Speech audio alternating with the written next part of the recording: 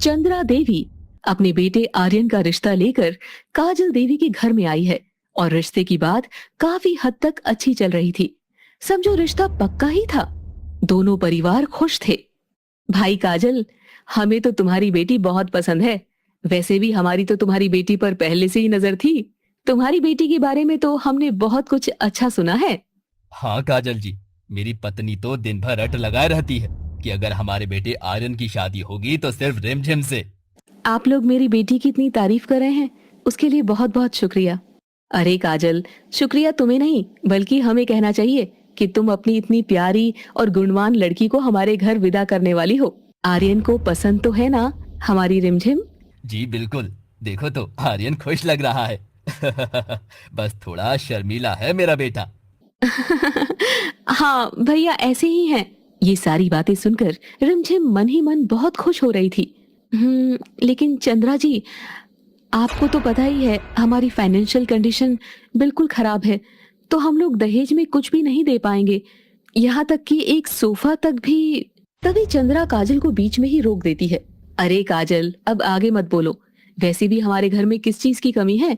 तुम्हें कुछ भी देने की जरूरत नहीं है, समझी? बिल्कुल। सब कुछ जानते हुए तो हम तुम्हारे पास आए हैं। और जैसा कि हम लोग बार बार बोल रहे हैं कि हमें तो बस तुम्हारी बेटी से मतलब है। हाँ जी, वही तो मैं आपको समझाने की कोशिश कर रहा हूँ। आप इतना मत सोचिए, बस इस रिश्ते के लिए जल्दी से हाँ कर दीजिए। अरे समधी जी, इसमें तो कोई पूछने वाली बात है ही नहीं। मेरी तरफ से तो रिश्ता एकदम पक्का है। हाँ चलो, अच्छा है। हमें तो बड़ी खुशी हो रही है। अच्छा, बातें शातें तो बहुत हो गई। चलिए कुछ खा भी लीजिए अब। ये खाइए ना, लीजिए।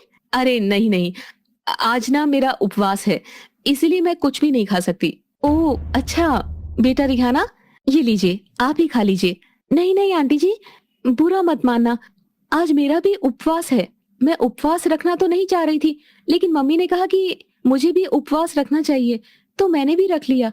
अरे नहीं बेटा, मैं बुरा क्यों मानूंगी भला? बल्कि मैं तो ये कहने वाली थी कि आप तो बहुत ही अच्छी हैं, जो अपनी माँ की सारी बात सुनती हैं। हाँ काजल, वो तो है। खैर, दोनों माँ बेटी कुछ नहीं खाती, वही मुकुल और आर्यन थोड़ा बहुत खा लेते हैं। अच्छा काजल, अब हम सब चलते हैं।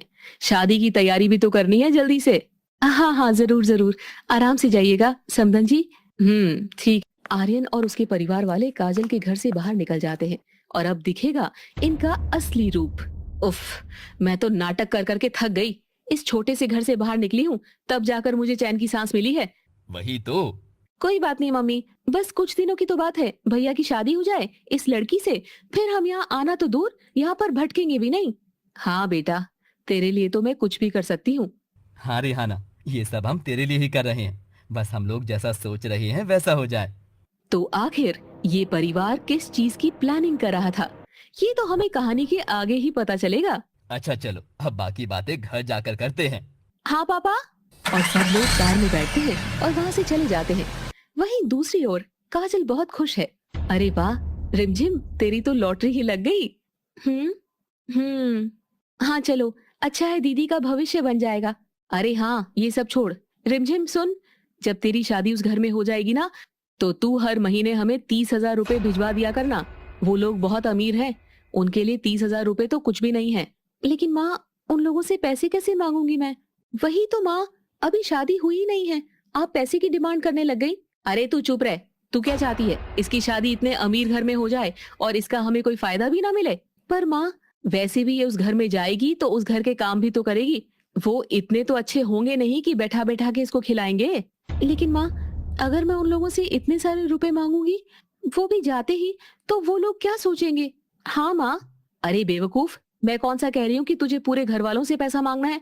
तू चुपचाप अपने पति से बोल देना, या फिर तू अपने पति से ये बोल देना कि मुझे कोई बीमारी है, इलाज है बस। माँ लेकिन ऐसे थोड़ी होता। और तभी काजल गुस्से से रिमझिम को अपनी बड़ी बड़ी आंखें दिखाने लगती है।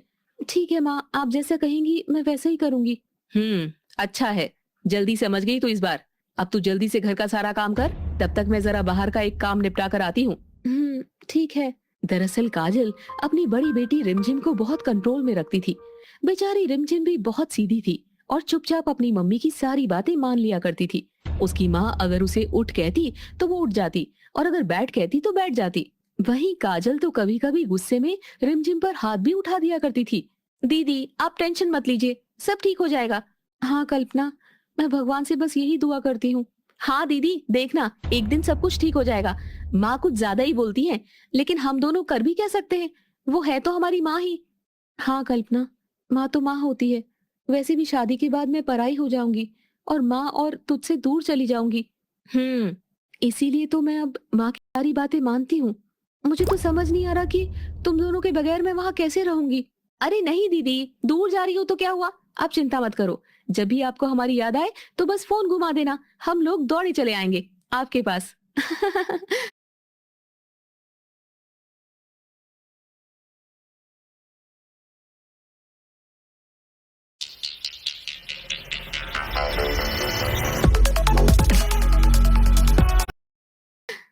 हाँ कल्पना, वैसे जीजू बड़े स्मार्ट है दीदी, आपकी तो लॉटरी लग गई। रिमझिम शर्मा जाती है और अपनी नजरें नीचे झुका लेती है। ओ दीदी, अभी तो शादी हुई भी नहीं है और अभी से आप इतना शर्मा रही हो, पता नहीं शादी के बाद कितना शर्माओगी। हट, तू भी ना कल्पना, मुझे तो आपको चिढ़ाने में बहुत मजा आता है दीदी। बदमाश। और इस तरह से दोनों बातों में मस्त। वहीं दूसरी ओर हम देखते हैं कि रिहाना अपने बॉयफ्रेंड आयुष्मान के साथ किसी मॉल में बैठी है और उससे बात कर रही है। खुशखबरी है आयुष्मान, भैया का रिश्ता पक्का हो गया है उसी लड़की से। हाँ, वो तो होना ही था। हाँ बस हम लोग जैसा चाह रहे हैं वैसा ऐसा होता जाए, तब हम दोनों एक दूसरे के हो जाएंगे। रिहाना, मैं तुमसे एक पल भी दूर नहीं रह सकता। मैं चाहता हूँ कि जल्दी ही हमारी भी शादी हो जाए, लेकिन क्या करें, अभी तो हम लोग एक नहीं हो सकते। पहले हमें वो काम पूरा करना होगा। हाँ बाबा हाँ हो जाएगा, तुम ज्यादा टेंशन मत लो और ना ही मुझे दो, अब सब आराम से हो जाएगा। नहीं, मैं चाहता हूँ कि सारे काम जल्दी जल्दी हो जाएं, ताकि हमारी शादी जल्दी हो सके। अच्छा, तो तुम्हें शादी की बहुत जल्दी पड़ी है। हाँ, अब जिसकी गर्लफ्रेंड इतनी सुंदर हो तो उसे तो शादी की जल्दी पड़ेगी ही। हाँ ज्यादा मक्खन मत मारो मुझे, मुझे सब पता है, तुम फोन पर किसी लड़की से बात करते हो। ये सुनकर आयुष्मान काफी घबरा जाता है। क्या? हाँ मुझे सब पता चल चुका है। अरे क्या पता चल चुका है रिहाना? मैंने ऐसा कुछ भी नहीं किया है। देखो तो तुम्हारे चेहरे के कैसे हवाएं उड़ गई है। अरे मैं तो डर ही गया था। वही मैं सोचूं कि मैंने तो ऐसा कुछ किया भी नहीं। अरे बुद्धू, मैं जानती हूँ कि तुम सिर्फ मुझसे ही प्यार करते हो, मैं तो सिर्फ मजाक कर रही थी। हाँ Rihanna, I love you so much. दोनों इस तरह प्यार भरी बातें करते हैं। वहीं कुछ घंटे बीत जाते हैं तो रिहाना आयुष्मान को अलविदा कहकर वहां से चली जाती है और रात के वक्त घर पहुंचती है। बेटा, रात के 8 बज रहे हैं और तुम अब आ रही हो घर। अरे माँ, 8 ही तो बजे हैं, कौन सा रात के 12 बज गए हैं। आप ना इतनी चिंता मत किया करो, अब मैं बड़ी हो गई हूँ। हाँ हाँ, सब बच्चे बड़े हो जाने के बाद यही बोलते हैं और अपने माँ बाप की बिल्कुल भी नहीं सुनते। तभी रिहाना अपनी माँ के पास आती है और उसे गले से लगा लेती है। अरे भला इतनी प्यारी माँ की बात कोई क्यों नहीं सुनेगा, बोलो। और आप तो मेरे लिए इतना करती हो। अरे बेटा, एक माँ तो अपने बच्चों के लिए कुछ भी कर गुजरती है। हाँ माँ, वो तो है। वैसे आप टेंशन मत लिया करो, मेरे साथ तो हमेशा आयुष्मान रहता है, उसके सामने तो कोई भी नहीं टिक पाएगा। उसकी बॉडी देखी है माँ आपने, अगर वो किसी को एक थप्पड़ भी मारेगा ना तो वो तो वहीं बेहोश हो जाएगा। हाँ, हमेशा बस उसकी ही तारीफ करती है तू। अच्छा, तो आपको उससे जेलसी हो रही है अब? हाँ। नहीं, मुझे भला उससे जेलसी क्यों होगी, मजाक कर रही हूँ, भूख लग रही है, चलो कुछ खाते हैं। इसके बाद दोनों माँ बेटी खाना खाने चली जाती हैं। वहीं कुछ दिन बीत जाते हैं और रिमझिम की शादी आर्यन से हो जाती है। रिमझिम ससुराल आकर बहुत खुश थी। सुनो बहू, आज तुम इस घर की रसोई में पहली बार कदम रखने जा रही हो, इसीलिए तुम्हें एक रस्म करनी होगी। जी सासू माँ। ये लो, ये काला रंग, ये तुम अपने बाएं हाथ की कलाई में लगा लो। रिमझिम को ये थोड़ा अजीब लगता है, लेकिन वो कर भी क्या सकती थी। ठीक है माँ जी। रिमझिम अपने बाएं हाथ की कलाई में काला रंग लगा लेती है। वहीं ये सब देखकर चंद्रा के घर वाले दबी हुई हंसी हंसते हैं। इसके बाद रिमझिम रसोई घर के अंदर जाती है। गरीब बहू की अमीर रसोई। रिमझिम रसोई के अंदर प्रवेश करती है और ध्यान से अपने ससुराल की रसोई घर को देखती है। दरअसल किचन बहुत बड़ा तो था ही, साथ ही वहां पर नए नए किचन के सामान भी रखे हुए थे। रिमझिम इतना सारा सामान देखकर सोचने लगती है, हे भगवान, इतने सारे मशीन कैसे चलाऊंगी मैं इन्हें। इनमें से कई मशीन तो मैंने अपनी जिंदगी में भी नहीं देखे हैं। अरे बहू, क्या सोचने लगी, चलो अब जल्दी से कुछ मीठा बना दो। तुम्हें पता होगा कि जब नई बहू घर में आती है तो सबसे पहले वो कुछ मीठा बनाती है। हाँ सासू माँ, बनाती हूँ। वो क्या है ना। हाँ क्या। रिमझिम अपनी सासू माँ और अपनी ननद को बताना चाह रही थी कि उसे अमीर लोगों की रसोई के बारे में कुछ भी नहीं पता है, लेकिन उसे शर्म आ रही थी, इसलिए वो चुप ही रहती है। क्या हुआ, कुछ कहना चाहती हो क्या? हाँ बताइए ना भाभी, क्या हुआ? कुछ नहीं ननद जी। अरे मुझे पता है, जरूर तुझे अपने मायके वालों की याद आ रही होगी, क्यों, है ना? रिमझिम हाँ कहकर झूठ बोल देती है, पर और कहती भी क्या। तभी उसका ससुर मुकुल वहां आता है। अरे फिक्र मत कर बहू, अगर घर वालों की ज्यादा याद आए तो बता देना, उनको हम लोग कुछ दिनों के लिए यहीं बुला लेंगे। और क्या। जी ठीक है। अच्छा चलो जल्दी से कुछ मीठा बना दो, सारा सामान हमारे घर की नौकरानी बिजली ने यहाँ पर रख दिया है। और हाँ बहू, सुन, बिजली 10 दिन तक काम पर वापस नहीं आएगी। हाँ वो बता रही थी कि उसके पिताजी की तबीयत सही नहीं है तो गांव गई है। अच्छा बहू, अब हम लोग चलते हैं, बहू को आराम से बनाने दो। इसके बाद रिहाना, मुकुल और चंद्रा वहां से चले जाते हैं और लग जाते हैं रिमझिम की बुराई करने। माँ आप ये बताओ कि क्या इस गरीब को हमारी अमीर की रसोई के बारे में कुछ पता भी होगा? हाँ। अरे क्या खाक पता होगा इसे, उसका चेहरा देखकर तुझे नहीं लग रहा था कि इसने इतना सारा सामान अपनी जिंदगी में भी कभी नहीं देखा होगा? हाँ माँ, ये चौल में रहने वाले लोग भला हम लोगों की अमीरी से कहाँ वाकिफ होंगे? वही तो, वो तो मैंने तेरी वजह से अपने राजकुमार जैसे बेटे की शादी इस गरीब से करवाई, वरना ऐसी लड़कियों को तो मैं अपने बेटे के आसपास भी ना भटकने दूं। हाँ। हाँ माँ वही तो, मुझे तो दोनों की जोड़ी बिल्कुल भी अच्छी नहीं लग रही है। खैर, हमें इन सब चीजों से क्या लेना देना, हमें तो बस अपना काम करना है। हाँ अच्छा चल, उसके पास चलते हैं रसोई में, पता चला कि कहीं किचन में आग लगा दी, गवार तो है ही वो। और दोनों माँ बेटी जल्दी से रसोई में पहुंच जाते, पर रिमझिम ने अभी तक कुछ भी बनाना शुरू नहीं किया था। क्या हुआ भाभी, आपने तो अभी तक कुछ बनाना स्टार्ट भी नहीं किया? आपको खाना बनाना आता है ना? हाँ ननद जी, खाना बनाना तो आता है लेकिन। तो रिहाना जोर जोर से हंसने लगती है। अरे भाभी, हमें पता है कि क्या बात है, हमें पता है कि आपको गैस ऑन करना नहीं आता, तो इसमें कौन सी बड़ी बात है, लाइए हम आपको सिखा देते हैं। रिहाना गैस ऑन कर देती है। दरअसल रिहाना और चंद्रा रिमझिम के सामने अच्छा बनने का नाटक कर रही हैं और पीठ पीछे उसका मजाक बनाती हैं। थैंक यू सो मच ननद जी। मेंशन नॉट भाभी जी, हमें पता है कि आपके लिए ऐसी रसोई में खाना बनाना बिल्कुल नया एक्सपीरियंस है, इसलिए कोई बड़ी बात नहीं है, इसमें पूछ लिया करो। जी ननद जी। हाँ बहू, और वैसे भी हम है ना तुझे बताने के लिए, इतना संकोच मत किया कर तू, ठीक है? हाँ लाइए, मैं आपको अभी कुछ काम चलाऊ चीजें सिखा देती हूँ, ताकि आपको इस रसोई में काम करने में कोई तकलीफ ना हो। जी ननद जी, आपका बहुत बहुत शुक्रिया। अरे हो गया, कितनी बार शुक्रिया बोलेगी तू? लगता है भाभी को बार बार शुक्रिया बोलने की आदत है। नहीं नहीं। अच्छा रिहाना बेटा, अब जल्दी से सिखा दे अपनी भाभी को, मुझे तो बहुत मीठा खाने का मन कर रहा है आज। हाँ माँ। रिहाना अपनी भाभी को अब रसोई में बाकी कुछ एडवांस चीजें इस्तेमाल करना सिखाने लगती है। अच्छा भाभी, आपको समझ में आ गया ना? अभी मैं आपको इतना ही बता रही हूँ, फिर मैं आपको और बताऊंगी। हाँ ननद जी, थोड़ा बहुत तो समझ में आ गया है। अच्छा चल ठीक है। वैसे सासू माँ, ननद जी आप लोग बुरा ना माने तो जब तक हम खीर बना रहे हैं तब तक आप लोग यहीं रुक जाइए, ताकि अगर बीच में हमें कुछ चलाना नहीं आया तो हम आपसे पूछ सकें। रिमझिम की ये बात सुनकर दोनों माँ बेटी एक दूसरे की तरफ देखते हैं। ठीक है भाभी, ठीक है। रिमझिम रसोई में खीर बनाना शुरू कर देती है। जब भी वो बीच में कुछ भूल जाती तो अपनी ननद से पूछ लेती। खैर कुछ देर में खीर भी बन जाती है। अच्छा भाभी, अब आप सबके लिए खीर डालकर ले आइए, हम लोग हॉल रूम में बैठ रहे हैं। ठीक है। दोनों माँ बेटी रसोई से बाहर निकल जाती है।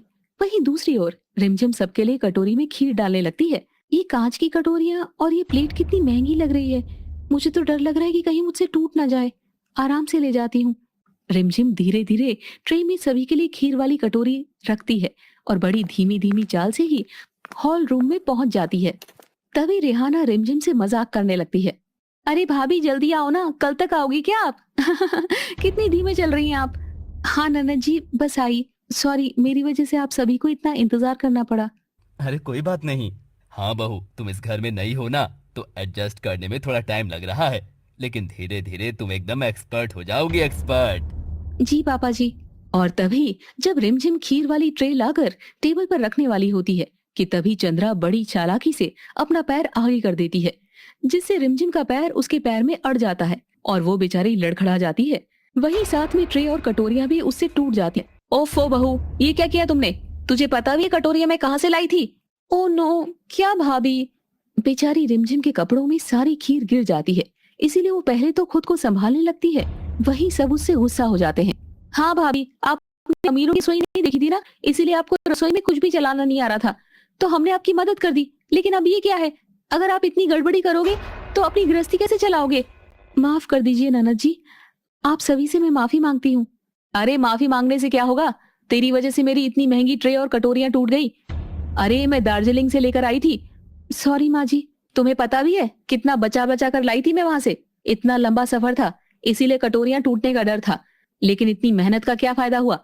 अभी देखो, तुमने एक ही पल में सारी कटोरियां और प्लेट तोड़ डाले। हाँ हाँ भाभी, अगर आपको रसोई का कोई काम नहीं आता तो आप हमें बता दीजिए प्लीज, लेकिन ऐसा मत करिए, नुकसान करके रख दिया।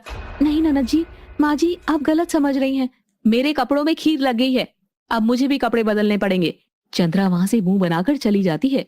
वहीं बाकी लोग भी अपने अपने कमरे में चले जाते हैं। बेचारी रिमझिम को बड़ी शर्मिंदगी महसूस होती है। उसे लगता है कि उससे बहुत बड़ी गलती हो गई। वो रोने लग जाती है। हे भगवान, मुझसे कभी कोई काम सही से क्यों नहीं होता है? मेरी माँ सही कहती है, मैं नालायक हूँ, मुझे कुछ नहीं आता, मुझसे लाइफ में कुछ नहीं हो पाएगा। दरअसल रिमझिम की माँ उसे ज्यादा पसंद नहीं करती थी। वो जरा जरा सी बात पर रिमझिम को बहुत ज्यादा ही डांटा करती थी। खैर, बेचारी रिमझिम को कभी प्यार नहीं मिला था और अब ससुराल में भी उसकी जिंदगी ऐसे हो रही थी। जाती हूँ, जल्दी से नहा लेती हूँ। और रिमझिम भी नहाने चली जाती है। वहीं कुछ घंटों के बाद शाम हो जाती है तो वो अपनी सास के पास जाती है। सासू माँ, शाम को खाने में क्या बनाऊं? अरे बहू, तू तो रहने दे, फिर से कुछ गड़बड़ कर देगी तो लेने के देने पड़ जाएंगे। बेचारी रिमझिम शर्म से अपना सर झुका लेती है। अरे माँ, अगर भाभी से एक गलती हो गई तो क्या हुआ, अब उस बात को भूल जाओ ना। आई एम सॉरी भाभी, मैंने भी आपको पता नहीं क्या क्या कह दिया। कोई बात नहीं ननद जी, गलती तो मेरी ही थी। सासू माँ माफ कर दीजिए ना आप मुझे। ठीक है, माफ किया। तो ऐसा करो, खाने में मटर पनीर और पूरी बना दो। तब जाकर रिमझिम को सांस में सांस आती है। चलो, सासू माँ ने मुझे माफ तो किया, शुक्र है। इसके बाद रिमझिम रसोई में जाती है और मटर पनीर बनाने की तैयारी में लग जाती है। वहीं दूसरी ओर रिहाना अपनी माँ को लेकर अपने कमरे में जाती है और कमरे में जाकर दोनों बहुत हंसते हैं। देखा बेटा तूने तेरी गरीब बहू की अमीर रसोई में काम करने का तरीका। जब रसोई में उसे कुछ चलाना नहीं आता ना, तब उसका चेहरा देखना कैसा हो जाता है। हाँ माँ, ये गरीब है ये तो सुना था, लेकिन इतनी गरीब है ये नहीं पता था माँ। बेवकूफ ही तो है, बस हम सब इसको ऐसे ही बेवकूफ बनाते रहेंगे और अपना काम निकलवाते रहेंगे। और तभी रसोई से रिमझिम की चीखने की आवाज आती है। आ! अरे इसे क्या हुआ? चल जल्दी चल, देखते हैं। रिमझिम की चीखने की आवाज सुनकर दोनों माँ बेटी जल्दी से रसोई में जाती हैं। तो वो देखती हैं कि हर तरफ प्याज के छोटे छोटे कटे हुए टुकड़े बिखरे हुए हैं। हे राम, ये तूने क्या किया बहू? पूरी रसोई को अस्त व्यस्त करके रख दिया तू तो। लगता है भाभी को मिक्सर चलाना नहीं आया। हाँ, वो दरअसल इसका ढक्कन उड़ गया, पता नहीं कैसे। क्या भाभी, कल ही तो मैंने आपको सिखाया था, फिर इतनी जल्दी कैसे भूल गई आप? हाँ ननद जी, मैं चलाना सीख गई थी, आपने जैसा बताया था मैंने वैसे ही किया था, लेकिन फिर भी पता नहीं ये कैसे हो गया। अरे लगता है तूने सही से ढक्कन बंद नहीं किया था, या फिर मिक्सर की स्पीड ज्यादा कर दी थी तूने। हाँ क्या भाभी, खाना खाने का टाइम भी हो चुका है, अब क्या होगा? सारा टाइम तो साफ सफाई करने में ही लग जाएगा। चिंता मत करिए ननद जी, मैं जल्दी जल्दी रसोई साफ कर देती हूँ। ठीक है, वैसे भी अब मेरा मटर पनीर खाने का मन नहीं है, क्योंकि तेरी हरकतों की वजह से अब आज तो मुझे मटर पनीर नसीब नहीं होने वाला। हाँ माँ, आप जाओ आराम करो, मैं रसोई साफ करने में भाभी की मदद करती हूँ। नहीं नहीं, गलती जिसने की है उसको ही सुधारनी पड़ेगी। वैसे भी कोई इतना बड़ा काम नहीं है, ये अपनी भाभी को ही करने दे, तभी तो इसे समझ में आएगा कि इस रसोई में कैसे काम किया जाता है। थोड़ा एक्सपीरियंस लेने दे से। ठीक है मम्मी। और दोनों माँ बेटी वहाँ से चली जाती है और रिमझिम सफाई करने में लग जाती है। माँ, आपकी गरीब बहू तो ऐसे एक्सपीरियंसेस ले रही है जैसे कोई इंटरनेशनल कंपनी में जॉब करके एक्सपीरियंस लेता है। अरे बेटा, इस गरीब भिखारन के लिए हमारी रसोई तो किसी इंटरनेशनल कंपनी से कम थोड़ी है, करने दे करने दे। सही है, गरीब घर की बहू है, हम क्या इसे अपने राजमहल में बिठाने के लिए लाए हैं? अब हम लोग इतना खर्चा करके इसको अपने घर लाए हैं तो पैसा तो वसूल करेंगे ही ना अपना। हाँ माँ। अच्छा सुनो माँ, मैं आयुष्मान से मिलने जा रही हूँ। और इसके बाद रिहाना अपना पर्स उठाती है और अपने बॉयफ्रेंड आयुष्मान से मिलने के लिए चली जाती है। वहीं दूसरी ओर चंद्रा को गुस्सा आ रहा था। पता नहीं जिसके लिए इतना सब कुछ कर रही है वो इसका हमेशा साथ देगा कि नहीं। क्या करूं, इकलौती बेटी है, इसके लिए ये सब करना पड़ रहा है। कुछ कह भी तो नहीं सकती। न जाने चंद्रा क्या सोच रही थी और अपनी बेटी को लेकर परेशान हो रही थी। तभी वहां मुकुल भी आ जाता है और चंद्रा अपनी सोच में इतना डूब गई थी कि उसको पता तक नहीं चलता। बचपन से लेकर आज तक मैंने इसकी सारी ख्वाहिश पूरी करी है और ये इसकी सबसे बड़ी ख्वाहिश है, तो इसे तो पूरा करना ही पड़ेगा। आखिर है तो मेरी ही बेटी। क्या सोच रही हो चंद्रा? कुछ नहीं जी। तो मैं तुम्हें दिखाई नहीं दिया? कब से मैं देख रहा हूँ तुम्हें। अच्छा, हाँ। खैर वहीं दूसरी ओर रिहाना आयुष्मान से मिलने के लिए किसी पार्क में गई है। आयुष्मान, मैं तुमसे बहुत गुस्सा हूँ। तुमने कल इतनी जल्दी फोन क्यों काट दिया था? मैंने तुम्हें बताया था ना, एक करोड़पति क्लाइंट है, उससे मेरी डील फाइनल होने वाली है, तो उसने ही मुझे कॉल किया था। अब मैं क्या करता बताओ। अच्छा। हम्म। उसने भी मुझे उसी समय कॉल किया, और तुम्हें तो पता ही है कि ऐसी कॉल उठाना जरूरी होता है, क्योंकि उनके मूड का कोई ठिकाना नहीं होता। कभी भी डील कैंसिल कर सकते हैं वो। हाँ चलो कोई बात नहीं, ये तो तुम मुझे कल भी बता चुके हो। वही तो, तब भी बच्चों की तरह बार बार पूछती रहती हो तुम। वैसे भी तुम एक बच्ची की तरह ही तो हो, प्यारी और सुंदर सी। वो तो है। अच्छा हाँ, मैं तुम्हें बताना ही भूल गया था कि कल बाबा ने पूजा रखवाई है। उस पूजा में सिर्फ मैं और मेरी माँ ही जाएंगे, तो इसलिए मैं तुम्हें कल पूरे दिन कॉल नहीं कर पाऊंगा। ठीक है? तो बुरा मत मानना तुम। नहीं नहीं, बुरा तो नहीं मानूंगी, लेकिन तुम्हें मिस बहुत करूंगी। लेकिन चलो कोई बात नहीं। अच्छा ये बताओ, मैं नहीं चल सकती क्या उस पूजा में? नहीं रेहाना, उस पूजा में तुम नहीं चल सकती, क्योंकि बाबा ने साफ मना किया है कि कोई कुंवारी लड़की नहीं आएगी। ओ अच्छा। और तुम्हें तो पता ही है ना कि हम लोग एक होने के लिए ही तो ये सब ड्रामा कर रहे हैं और इतनी मेहनत कर रहे हैं। इसलिए बाबा जो भी कह रहे हैं, हमें उनकी सारी बात माननी होगी। ठीक है, समझ गई। और कोई भी रिस्क बिल्कुल नहीं लेना होगा, तभी तो हमारा काम सक्सेसफुली कंप्लीट हो सकेगा। हम्म। ठीक है, बात तो तुम सही कह रहे हो। हाँ, इसीलिए मेरी प्यारी गुड़िया, कल तुम कहीं गुस्सा मत हो जाना। पता चला ये सोचने लगोगी कि मैं किसी और लड़की के साथ घूम रहा हूँ। अरे नहीं नहीं, I trust you so much. अच्छा एक बात बताओ आयुष्मान, क्या तुम मेरे दीवाने हो? अरे बाबा, अगर मैं तुम्हारा दीवाना ना होता तो क्या मैं इतना बवाल करता? तुम भी ना कैसे कैसे क्वेश्चन पूछती हो। मैं बार बार ये क्वेश्चन इसीलिए करती हूँ आयुष्मान, क्योंकि जो जवाब तुम मुझे देते हो ना, वो जवाब मुझे बार बार सुनने में बहुत अच्छा लगता है।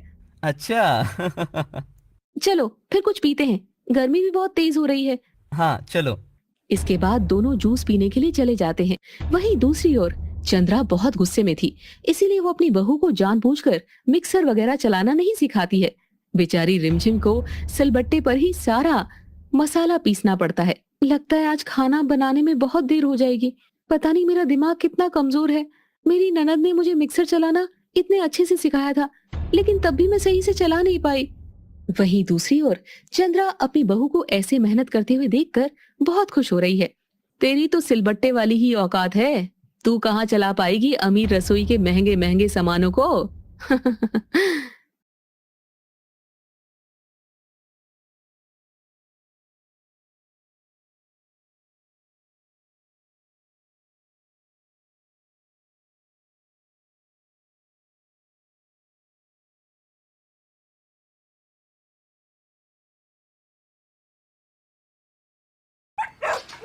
फंस गई लानू